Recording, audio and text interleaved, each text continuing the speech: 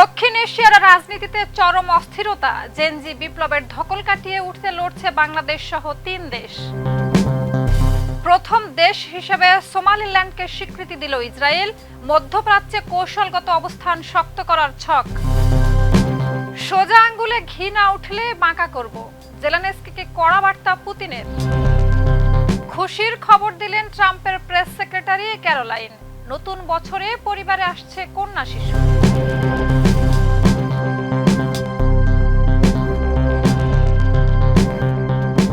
দর্শক আমন্ত্রণ মাই TV I নিউজে। এতক্ষণ দেখছিলেন শিরোনাম, সাথে আছি আমি শাহিদা রুবি। নায়াসিনামাইড ও স্যালিসাইলিক সমৃদ্ধ লিলি ফেস ওয়াশ যা ফেসের ডেড স্কিন সেল দূর করে দেয় দ্বিগুণ ফাস্টার ব্রাইটেনিং। 2025 সালে দক্ষিণ এশিয়া রাজনৈতিক অস্থিরতা এবং সামরিক উত্তেজনার মধ্য দিয়ে গেছে। ভারত পাকিস্তান সংঘাত পারমাণবিক যুদ্ধের মুখে গিয়ে যুক্তরাষ্ট্রের মধ্যস্থতায় যুদ্ধবিরতিতে শেষ হয়। নেপালে তরুণদের নেতৃত্বে গণ আন্দোলন সরকারের ক্ষমতাচ্যুতি ঘটায়। বাংলাদেশের রাজনৈতিক টানাপোড়েন ও হত্যাকাণ্ড দেশকে শোকাহত করে।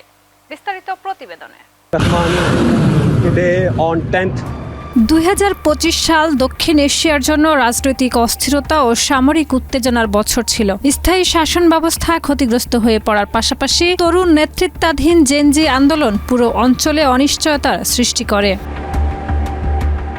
মে মাসে পেহেলগামে সন্ত্রাসী হামলার পর ভারত অপারেশন সিঁদুর শুরু করলে পাকিস্তান পাল্টা হামলা চালায়। 4 দিনের তীব্র সংঘর্ষের পর যুক্তরাষ্ট্রের মধ্যস্থতায় সংঘাত বিরতি কার্যকর হয়। ভারত পারমাণবিক সংঘাত এড়াতে চুক্তি মানলেও ট্রাম্পের কৃতিত্ব দাবি প্রত্যাখ্যান করে।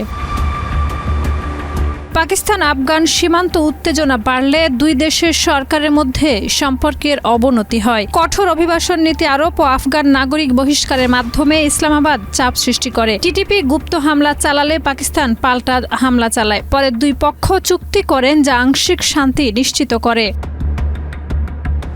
এদিকে বাংলাদেশে শেখ হাসিনার অপসারণের পর অন্তর্বর্তীকালীন সরকার বছরের শেষ পর্যন্ত বহু রাজনৈতিক টানাপোড়েন মোকাবেলা করে। বছরের শেষ দিকে ইনকিলাব মঞ্চের মুখপাত্র শরীফ ওসমান হাদিকে দিনের আলোতে হত্যার ঘটনায় দেশ শোকাহত হয়। হাদির জানাজায় হাজার হাজার মানুষ অংশগ্রহণ করে। সরকার 2026 সালের 12 ফেব্রুয়ারি নির্বাচনের তারিখ ঘোষণা করে। অন্যদিকে মিয়ানমার সামরিক জান্তা বিস্তীর্ণ অঞ্চল নিয়ন্ত্রণ হারায়। বিভিন্ন জাতিগত সশস্ত্র সংগঠন বিশেষ করে আরাকান আর্মি সীমান্ত নিয়ন্ত্রণে থাকে। বিদ্রোহী গোষ্ঠীর সঙ্গে সেনাবাহিনীর সংঘর্ষ চলে। জান্তা অং সান সুচি ও তার দলকে নিষিদ্ধ রেখে বছরের শেষে প্রথম নির্বাচন আয়োজন করে। বছরের শেষ দিকে তরুণ নেতৃত্বাধীন গণ আন্দোলনে নেপাল সরকারকে ক্ষমতাচ্যুত করে। সামাজিক যোগাযোগ মাধ্যম নিষিদ্ধকরণ আন্দোলনের প্রাথমিক উদ্দীপক হিসেবে কাজ করে। প্রধানমন্ত্রী কেপি শর্মা ওলি পদত্যাগ করেন। মন্ত্রীরা আন্দোলনকারীদের হাতে নাস্তানাবুদ হন। নতুন অন্তর্বর্তী সরকার গঠন করা হয় এবং 2026 সালে নির্বাচনের প্রস্তুতি শুরু হয়। শ্রীলঙ্কার রাজা পাকসে পরিবারের পতনের পর দেশ কিছুটা স্থিতিশীল হলেও সাবেক নেতাদের বিরুদ্ধে চলমান আইনি প্রক্রিয়া ও প্রাতিষ্ঠানিক সংস্কারের জন্য জনগণের চাপ চলমান থাকে। 2025 সালের এইসব ঘটনা দক্ষিণ এশিয়াকে এক অনিশ্চিত, উত্তেজনাপূর্ণ ও পরিবর্তনশীল রাজনৈতিক ও সামরিক পরিবেশে দাঁড় করিয়েছে। শাহিদা রুবি, মাই টিভি। ইসরায়েল সোমালিল্যান্ডকে প্রথম দেশ হিসেবে স্বীকৃতি দিয়ে মধ্যপ্রাচ্য ও লোহিত সাগরের কৌশলগত অবস্থান শক্ত করার পরিকল্পনা করছে। সোমালিল্যান্ডের প্রেসিডেন্ট গোপনে ইসরায়েল সফর করেছেন। মোসাদের ভূমিকা গুরুত্বপূর্ণ। সোমালিয়া, আফ্রিকান ইউনিয়ন ও কয়েকটি আরব দেশ তীব্র বিরোধিতা জানিয়েছে। বেরবেরা বন্দরের মাধ্যমে ইসরায়েলকে সামরিক ও বাণিজ্যিক সুবিধা পেতে সাহায্য করার সম্ভাবনাও রয়েছে। বিস্তারিত দেখুন ডেস্ক রিপোর্টে। ইসরায়েল সোমালিল্যান্ডকে প্রথম দেশ হিসেবে স্বীকৃতি দিয়ে আন্তর্জাতিক অঙ্গনে বিতর্ক সৃষ্টি করেছে। আফ্রিকান হর্ন অঞ্চলে অবস্থিত সোমালিল্যান্ডের অবস্থান অত্যন্ত কৌশলগত। এটি এডেন উপসাগরের তীরে এবং ইয়েমেনের কাছাকাছি, যেখানে ইরান সমর্থিত বিদ্রোহীরা সক্রিয়। চলতি বছরে গাজায় ইসরায়েলি অভিযানের প্রেক্ষাপটে বিদ্রোহীদের সঙ্গে একাধিকবার হামলা পাল্টা হামলার ঘটনা ঘটেছে এবং বিদ্রোহীরা লোহিত সাগরে বাণিজ্যিক জাহাজে হামলা চালালে জবাবে ইসরায়েল তাদের নিয়ন্ত্রণ এলাকায় আক্রমণ করেছে। বিশেষজ্ঞরা প্রশ্ন তুলেছেন, সোমালিল্যান্ডকে স্বীকৃতি দিয়ে কি ইসরায়েল সেখানে সামরিক ঘাঁটি বা গোয়েন্দা উপস্থিতি স্থাপন করতে পারে? বিশেষ করে বিদ্রোহীদের ড্রোন ও ক্ষেপণাস্ত্র মোকাবিলায় অঞ্চলটি ইসরায়েলের জন্য কৌশলগত সুবিধা দিতে পারে। গণমাধ্যম চ্যানেল 12-এর তথ্যমতে সোমালিল্যান্ডের প্রেসিডেন্ট আব্দুর রহমান মোহাম্মদ আবদুল্লাহিল গোপনে একাধিকবার ইসরায়েল সফর করেছেন। গত অক্টোবরে তিনি প্রধানমন্ত্রী বেনিয়ামিন নেতানিয়াহু, প্রতিরক্ষামন্ত্রী ইসরায়েল কাজ ও মোসাদের প্রধান ডেভিড বার্নিয়ার সঙ্গে বৈঠক করেন। তবে নেতানিয়াহু স্বীকার করেন, মোসাদের ভূমিকা স্বীকৃতিতেই গুরুত্বপূর্ণ ছিল। তবে সোমালিয়ার সরকার, আফ্রিকান ইউনিয়ন এবং মিশর ও ফিলিস্তিন সহ কয়েকটি আরব দেশ এই সিদ্ধান্তের তীব্র বিরোধিতা করেছে। অতীতে গাজা থেকে ফিলিস্তিনের জোরপূর্বক সোমালিল্যান্ডে স্থানান্তরের সম্ভাবনা নিয়ে আলোচনা হয়েছিল, যদিও সোমালিল্যান্ডের কর্মকর্তারা এ ধরনের কোনো যোগাযোগের কথা অস্বীকার করেছেন। অর্থনৈতিকভাবে সোমালিল্যান্ডের গুরুত্বপূর্ণ বন্দর নগরী বেরবেরা ইসরায়েলকে লোহিত সাগরে প্রবেশ ও বৈশ্বিক বাণিজ্যের নজরদারি চালানোর সুবিধা দিতে পারে। সব মিলিয়ে স্বীকৃতির মাধ্যমে ইসরায়েল ইতিহাসে একটি নজির স্থাপন করেছে। তবে এর দীর্ঘমেয়াদী রাজনৈতিক, সামরিক ও কূটনৈতিক প্রভাব এখনও অজানা। আন্তর্জাতিক অঙ্গনে বিষয়টি নিয়ে বিতর্ক ও সমালোচনা অব্যাহত রয়েছে। রুশ প্রেসিডেন্ট ভ্লাদিমির পুতিন অভিযোগ করেছেন, ইউক্রেন শান্তি আলোচনায় আগ্রহী নয় এবং হুঁশিয়ারি দিয়েছেন, শান্তিপূর্ণ সমাধান না এলে রাশিয়া শক্তি প্রয়োগ করে লক্ষ্য পূরণ করবে। এদিকে ইউক্রেনের প্রেসিডেন্ট ভলোদিমির জেলেনস্কি পাল্টা অভিযোগ করেন, রাশিয়াই যুদ্ধ চালিয়ে যেতে চায়। রাশিয়া পূর্ব ও দক্ষিণ ইউক্রেনের কয়েকটি শহরের দখল দাবি করলেও ইউক্রেন তা অস্বীকার করেছে। বিস্তারিত ডেস্ক রিপোর্টে। Мы видим, на Западе тоже появились умные люди. সোজা আঙ্গুলে ঘি না উঠলে বাঁকা করব, জেলেনস্কিকে এমন কড়া হুঁশিয়ারি দিলেন বিশ্বের আরেক ক্ষমতাধর প্রেসিডেন্ট ভ্লাদিমির পুতিন। Слава нашим доблестным вооруженным. যুদ্ধ আর শান্তির দোলাচলে আবারও কঠোর বার্তা দিলেন রুশ প্রেসিডেন্ট। তার অভিযোগ, ইউক্রেন আদৌ শান্তি চায় না। হুঁশিয়ারি উচ্চারণ করে তিনি বলেন, কিয়েভ যদি আলোচনার পথে না আসে তাহলে রাশিয়া শক্তি প্রয়োগ করে নিজের সব লক্ষ্য পূরণ করবে। 27 ডিসেম্বর রাষ্ট্রীয় বার্তা সংস্থা তাসে প্রকাশিত এক বক্তব্যে নতুন করে উত্তেজনা ছড়িয়েছে আন্তর্জাতিক অঙ্গনে। Всех объединила и сплотила. পুতিনের এই সতর্কবার্তা এসেছে এমন এক মুহূর্তে যখন রাশিয়ার ভয়াবহ ড্রোন ও ক্ষেপণাস্ত্র হামলার পর ইউক্রেনের প্রেসিডেন্ট ভলোদিমির জেলেনস্কি পাল্টা অভিযোগ তুলেছেন, শান্তির প্রস্তাব নয়, যুদ্ধই বেছে নিয়েছে মস্কো। প্রায় 4 বছর ধরে চলা সংঘাতের অবসান ঘটানোর পথ খোঁজাই ছিল এই বৈঠকের মূল উদ্দেশ্য। তবে পুতিনের বক্তব্য ঘিরে হোয়াইট হাউস এখন নীরব।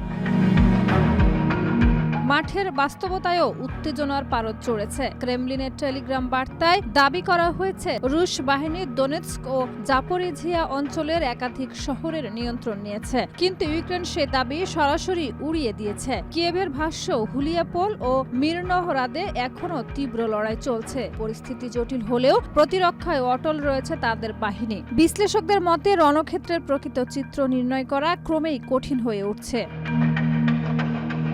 এর আগে বাংলাদেশের রাজনীতিতে উঠেছিল এমন ভাষা। দেশের এক শীর্ষস্থানীয় রাজনৈতিক নেতা ঘোষণা দিয়েছিলেন কঠোর কর্মসূচির। গর্জে উঠে তিনি বলেছিলেন, সোজা আঙ্গুলে ঘি না উঠলে বাঁকা করব। ঘি আমাদের লাগবেই, প্রয়োজনে আবার জীবন দেব। জুলাইয়ের চেতনা কোনোভাবেই ভুলণ্ঠিত হতে দেব না। নো হাঙ্কি পাঙ্কি, জাতীয় নির্বাচনের আগেই গণভোট হতে হবে। বিশেষজ্ঞদের মতে, যুদ্ধের ময়দান হোক বা রাজপথ, একই পথে চলতে থাকে রাজনীতি। হোক সেটা যত দূরেই, রাজনীতির বার্তা স্পষ্ট। Твердую, однозначную позицию поддержки. মার্কিন প্রেসিডেন্ট ডোনাল্ড ট্রাম্পের শান্তি প্রচেষ্টা বিশ্বজুড়ে প্রশংসা পেয়েছে। রাশিয়ার বিশেষ দূত কিরিল দিমিত্রিয়েভ বলেন, পুরো বিশ্বই ট্রাম্প ও তার দলের যুদ্ধবিরতি উদ্যোগের স্বীকৃতি দিচ্ছে। ফ্লোরিডার মার-এ-লাগোতে ট্রাম্প ইউক্রেনের প্রেসিডেন্ট জেলেনস্কির সঙ্গে বৈঠকে 20 দফা শান্তি পরিকল্পনার 90% বিষয়ে ঐক্যমত করেন।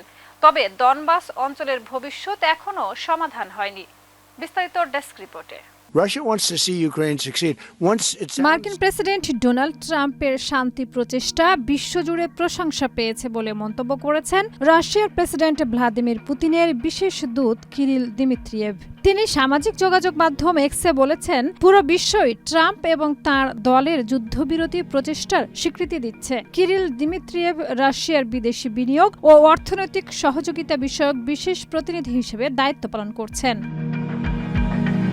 28 ডিসেম্বর ফ্লোরিডার মার এ লাগোতে ট্রাম্প ইউক্রেনের প্রেসিডেন্ট ভলোদিমির জেলেনস্কির সঙ্গে শান্তি আলোচনা করেন। বৈঠকের পর যৌথ সংবাদ সম্মেলনে ট্রাম্প বলেন, রাশিয়া ইউক্রেন যুদ্ধ দ্রুত থামবে কিনা তা কয়েক সপ্তাহের মধ্যে বোঝা যাবে। সবকিছু ভালোভাবে এগোলে সমঝোতা চুক্তি খুব শীঘ্রই সম্ভব, অন্যথায় সময় লাগতে পারে। ট্রাম্প জানিয়েছেন, সংঘাত বিরতি পরিকল্পনা প্রয়োগ করতে পারলে প্রতি মাসে 25,000 জীবন বাঁচানো সম্ভব হতে পারে।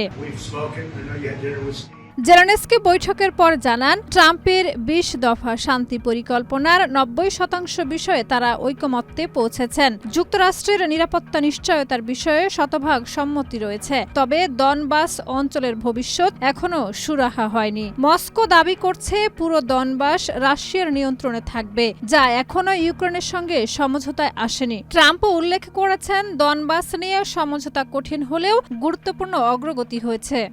President Putin did it. I mean, এই আলোচনার মাধ্যমে 4 বছর ধরে চলমান রাশিয়া ইউক্রেন সংঘাতের শেষের পথে একটি গুরুত্বপূর্ণ ধাপ হিসেবে দেখা হচ্ছে ট্রাম্পের এই শান্তি উদ্যোগকে। Shahida Ruby, my TV. Peace and our teams will continue working. উত্তর কোরিয়া সম্প্রতি দূরপাল্লার ক্রুজ ক্ষেপণাস্ত্র পরীক্ষা চালিয়েছে, যা সফল হয়েছে। কিম জং উন নিজে তদারকি করেছেন এবং পারমাণবিক শক্তির সীমাহীন ও নিরবিচ্ছিন্ন উন্নয়নের প্রতিশ্রুতি দিয়েছেন। দক্ষিণ কোরিয়া সতর্ক করেছে, বছরের শেষ দিকে আরও বড় ক্ষেপণাস্ত্র পরীক্ষা হতে পারে। কিম একটি নির্মাণাধীন পারমাণবিক সাবমেরিন পরিদর্শন করেছেন ও হুঁশিয়ারি দিয়েছেন। বিস্তারিত ডেস্ক রিপোর্টে। উত্তর কোরিয়া সম্প্রতি দূরপাল্লার ক্রুজ ক্ষেপণাস্ত্রের পরীক্ষা চালিয়েছে। দেশটির সর্বোচ্চ নেতা কিম জং উন সশরীরে উপস্থিত থেকে এই পরীক্ষার তদারকি করেছেন এবং ক্ষেপণাস্ত্রগুলো নিখুঁতভাবে লক্ষ্যবস্তুতে আঘাত হানায় সন্তোষ প্রকাশ করেছেন। কিম একই সঙ্গে দেশটির পারমাণবিক সক্ষমতা সীমাহীন ও নিরবিচ্ছিন্ন উন্নয়নের প্রতিশ্রুতি দিয়েছেন। রাষ্ট্রীয় সংবাদ সংস্থা কেসিএন জানায়, পরীক্ষায় ক্ষেপণাস্ত্রগুলো পিয়ংইয়ং এর পশ্চিমে সমুদ্রের উপর নির্ধারিত কক্ষপথে উড়ে গিয়ে লক্ষ্যবস্তুতে আঘাত হানছে। কিম জং উন বলেন, যখন দেশ নানা নিরাপত্তা হুমকির মুখে, তখন আমাদের পারমাণবিক সক্ষমতা নিয়মিত যাচাই করা একটি দায়িত্বশীল কাজ। তিনি সাফ জানিয়েছেন, পিয়ংইয়ং তাদের পারমাণবিক বাহিনীকে আরও শক্তিশালী করতে সর্বোত্তক প্রচেষ্টা চালাবে। দক্ষিণ কোরিয়ার সামরিক বাহিনী জানিয়েছে, পিয়ংইয়ং এর সুনান এলাকা থেকে ক্ষেপণাস্ত্র পরীক্ষা চালানো হয়েছে এবং বছরের শেষ দিকে আরো বড় ধরনের পরীক্ষা হতে পারে বলে সতর্ক করেছে। ওই সময় তার মেয়ে কিম জু আয়ে উপস্থিত ছিলেন, যাকে তিনি উত্তরসূরি হিসেবে দেখছেন। কিম হুঁশিয়ারি দিয়েছেন, দক্ষিণ কোরিয়ার পারমাণবিক সাবমেরিন পরিকল্পনা উত্তর কোরিয়া নিরাপত্তার জন্য হুমকি এবং এর কঠোর জবাব দেওয়া হবে। বিশ্লেষকরা মনে করছেন, 2019 সালে ট্রাম্পের সঙ্গে কিমের শীর্ষ বৈঠক ব্যর্থ হওয়ার পর থেকে উত্তর কোরিয়া নিজেদের অপ্রতিরোধ্য পারমাণবিক শক্তিধর রাষ্ট্র হিসেবে ঘোষণা করেছে। বর্তমানে ইউক্রেন যুদ্ধে রাশিয়ার পক্ষে সেনা প্রেরণ ও মস্কোর সমর্থনের কারণে কিম জং উন আগের চেয়ে অনেক বেশি আগ্রাসী অবস্থানে রয়েছে। শাহিদা রুবি, মাই টিভি। দ্বিতীয় সন্তানের মা হতে যাচ্ছেন হোয়াইট হাউসের প্রেস সেক্রেটারি ক্যারোলিন লিভিট। শুক্রবার তিনি নিজেই এ ঘোষণা দেন। দায়িত্বে থাকা অবস্থায় অন্তঃসত্ত্বা হওয়া তিনি প্রথম হোয়াইট হাউসের প্রেস সেক্রেটারি। বিস্তারিত প্রতিবেদনে। মার্কিন প্রেসিডেন্ট ডোনাল্ড ট্রাম্পের প্রেস সেক্রেটারি ক্যারোলাইন লেভিট তার অন্তঃসত্ত্বা হওয়ার খবর প্রকাশ করেছেন। শুক্রবার সামাজিক যোগাযোগ মাধ্যমে দেওয়া এক পোস্টে লেভিট জানান, ক্রিসমাসের জন্য আমাদের জীবনের সবচেয়ে বড় উপহার 2026 সালের মে মাসে আমাদের পরিবারে আসছে একটি কন্যা শিশু। তিনি আরও জানান, স্বামী নিকোলাস রিচিওর সঙ্গে পরিবার বড় করতে পেরে অত্যন্ত আনন্দিত এবং তাদের প্রথম সন্তান শিগগিরই বড় ভাই হতে যাচ্ছে। লেভিট আরও লিখেছেন, মাতৃত্ব যে সৃষ্টিকর্তার এক অনন্য আশীর্বাদ, এর জন্য আমি গভীরভাবে কৃতজ্ঞ। আমার কাছে মাতৃত্ব স্বর্গের সবচেয়ে কাছের অনুভূতি। এ সময় পরিবার বান্ধব পরিবেশ গড়ে তোলার জন্য তিনি প্রেসিডেন্ট ডোনাল্ড ট্রাম্প ও হোয়াইট হাউসের চিফ অব স্টাফ সুজি ওয়াইলসের প্রতি কৃতজ্ঞতা জানান। 28 বছর বয়সী ক্যারোলাইন লেভিট বর্তমানে যুক্তরাষ্ট্রের ইতিহাসে হোয়াইট হাউসের সর্বকনিষ্ঠ প্রেস সেক্রেটারি। এর আগে তিনি ট্রাম্পের প্রথম প্রশাসনের সময় প্রেস অফিসে কাজ করেছেন এবং 2024 সালে নির্বাচনী প্রচারণায় ট্রাম্পের প্রেস সেক্রেটারির দায়িত্ব পালন করেন। 2022 সালে নিজ রাজ্য নিউ হ্যাম্পশায়ার থেকে কংগ্রেস নির্বাচনে প্রতিদ্বন্দ্বিতা করলেও তিনি সে সময় জয়ী হতে পারেননি। লেভিট ও তার স্বামী নিকোলাস রিচিও 2024 সালে প্রথম সন্তান নিকোলাস নিকো রবার্ট রিচিওকে পৃথিবীতে স্বাগত জানান। এবার দ্বিতীয় সন্তানের আগমনের খবরে পরিবার জুড়ে আনন্দের বন্যা বইছে। দর্শক, এই ছিল আজকের মাই টিভি আই নিউজ। ধন্যবাদ এতক্ষণ সাথে থাকার জন্য।